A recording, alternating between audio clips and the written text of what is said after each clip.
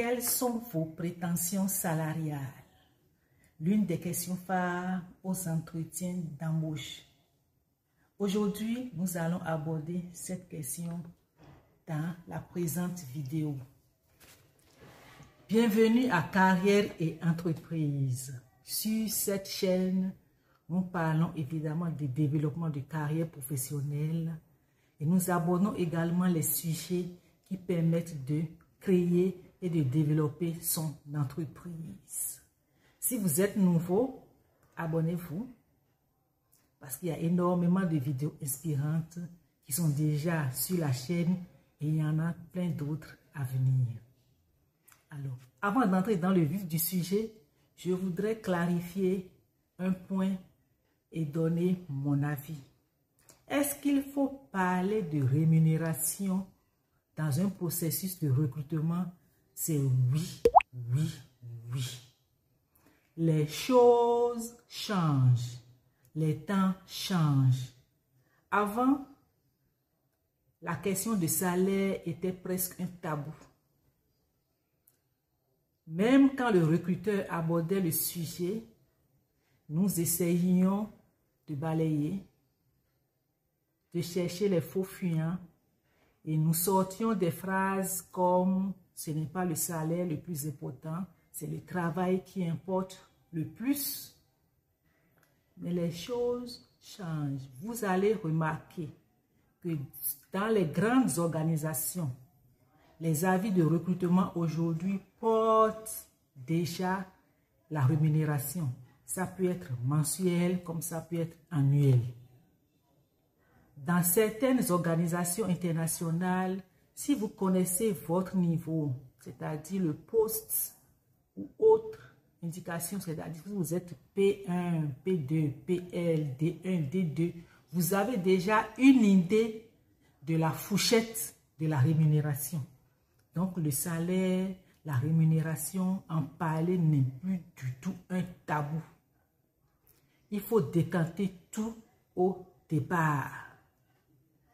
Alors, comment aborder la question? Quel montant il faut donner?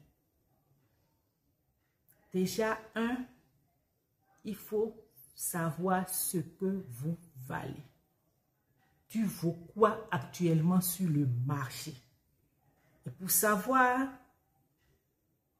il faut aller regarder sur les sites de recrutement, par exemple, les postes similaires, les salaires proposés, les rémunérations proposées. Vous pouvez aller sur Indeed, il y a plein d'autres sites de recrutement. Vous cherchez le même poste et vous voyez les salaires proposés.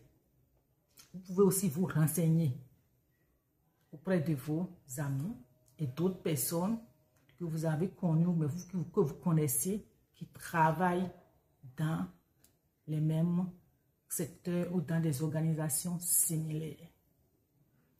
Et sachez aussi que les salaires varient en fonction de vos domaines d'activité.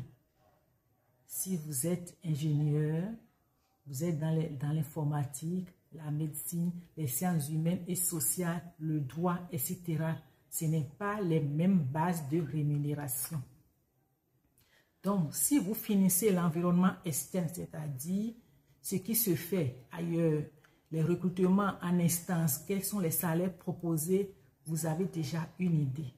Maintenant, vous rentrez dans l'environnement interne, c'est-à-dire l'organisation qui a lancé le recrutement et au poste que vous visez. À ce niveau, vous cherchez à savoir les avantages. Est-ce qu'il y a un 13e mois, 14e mois, 15e mois? Si, il y en a qui donnent 14e mois, 15e mois en fonction des événements de l'année. Est-ce qu'il y a des primes? Est-ce qu'il y a un véhicule de fonction? Et s'il y a des primes de congé, vous essayez d'avoir toutes ces informations. Donc, ces dernières informations combinées aux premières vous donnent une idée du montant que vous allez donner. Et quand vous avez ce montant, qu'est-ce qu'il faut faire? Il faut foisonner ce montant. Vous ajoutez 10 ou 15% sur ce montant. Et c'est ça que vous communiquez au recruteur. Ça vous laisse une marge de manœuvre pour la discussion. Maintenant, il y a d'autres personnes qui suggèrent de donner un intervalle. Moi, personnellement, je ne suis pas très pour. Parce que si vous donnez un intervalle, le recruteur parle toujours de la bonne inférieure. Si vous dites entre 1000 euros ou 1500 euros, il commence les négociations avec 1000 euros. C'est comme ça. Donc, ça ne sert pas toujours de dire un intervalle. Donc, moi, je préfère dire le montant. Je foisonne ce que je sais, je multiplie, j'ajoute 15% et je donne.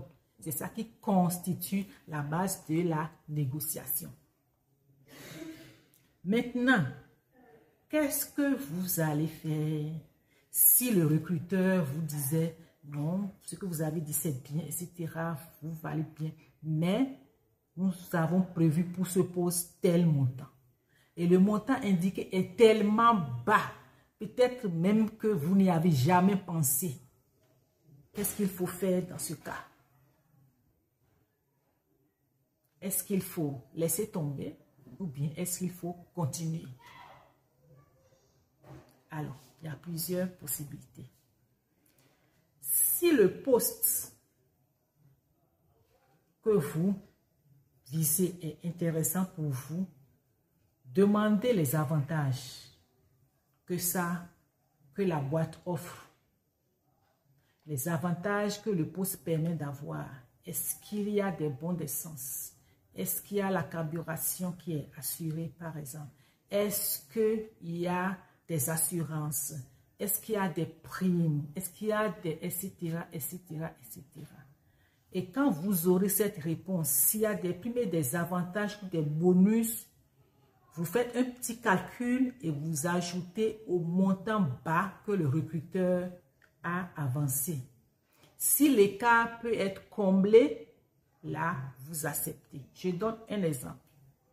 Si par exemple, là où vous habitez est le poste et vous ne pouvez pas déménager peut-être et que le trajet, le transport va vous coûter par exemple 300 000 francs CFA le mois et que vous aviez donné un chiffre comme 1 million et que le recruteur vous disait non, moi c'est 700 000 que j'ai de CFA, alors vous voyez les 300 000 plus les 700 000, ça donne les 1 million que vous aviez prévu.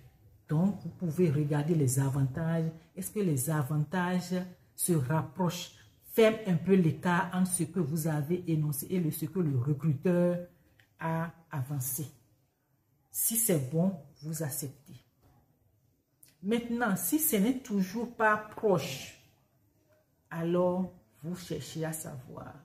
Vous réfléchissez. Est-ce que ce poste offre des avantages en termes de compétences? Est-ce que en travaillant pendant un certain temps dans cette organisation et à ce poste, ça peut m'ouvrir d'autres portes dans le futur?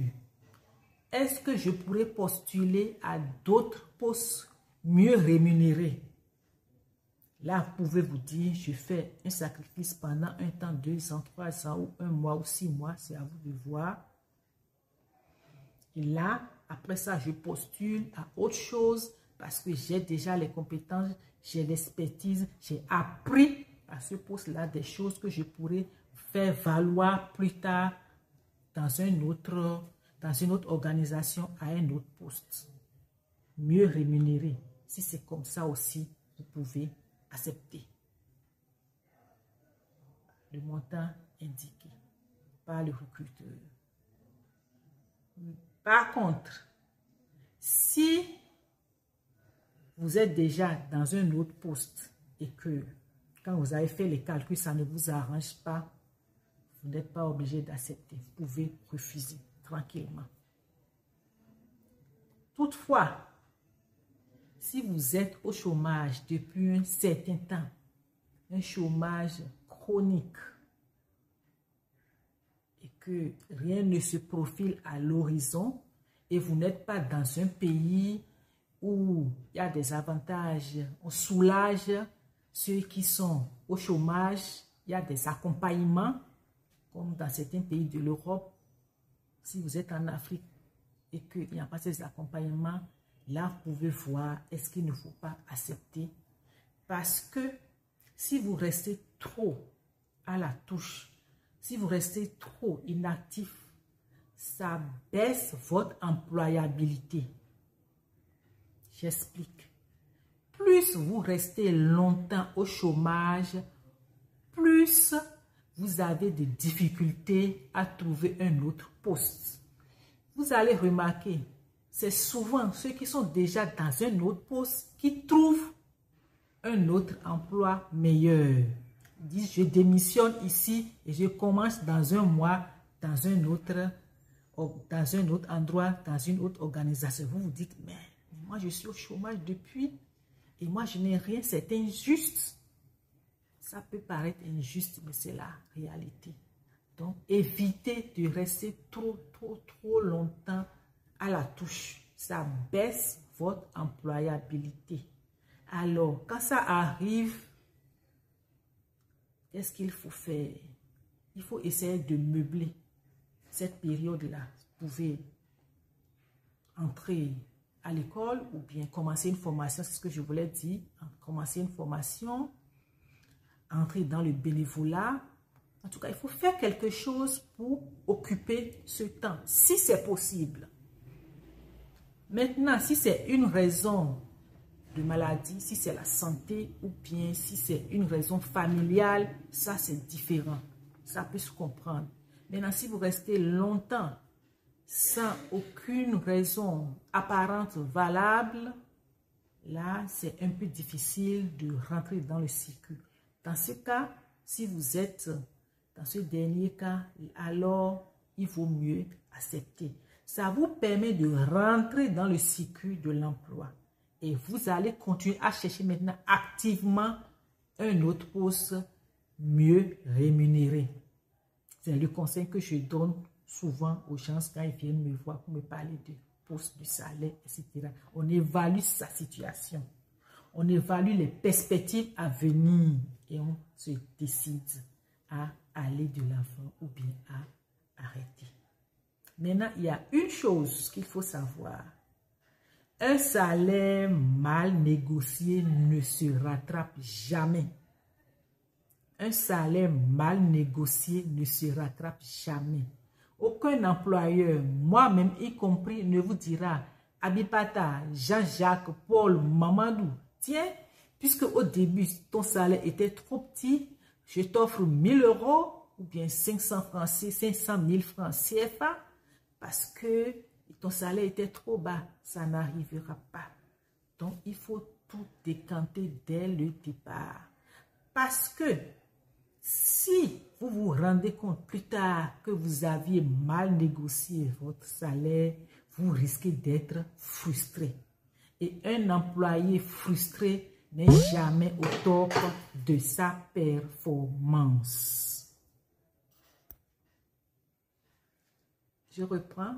Un employé frustré n'est jamais au top de sa performance. Et c'est un grand danger. Parce que votre employeur va se rendre compte que vous ne faites pas ce que vous devriez faire. Il va se rendre compte de votre contre-performance. Et là, vous risquez de vous retrouver encore au chômage. Vous allez perdre votre emploi. Alors, autant tout négocier, tout décanter correctement avant de commencer son emploi. Voilà, nous sommes à la fin de cette vidéo. Si vous l'avez trouvé utile, partagez-la dans vos réseaux et surtout, laissez-moi en commentaire ce que vous en pensez. Et je vous remercie pour l'attention et à très vite pour une autre vidéo inspirante. Ciao!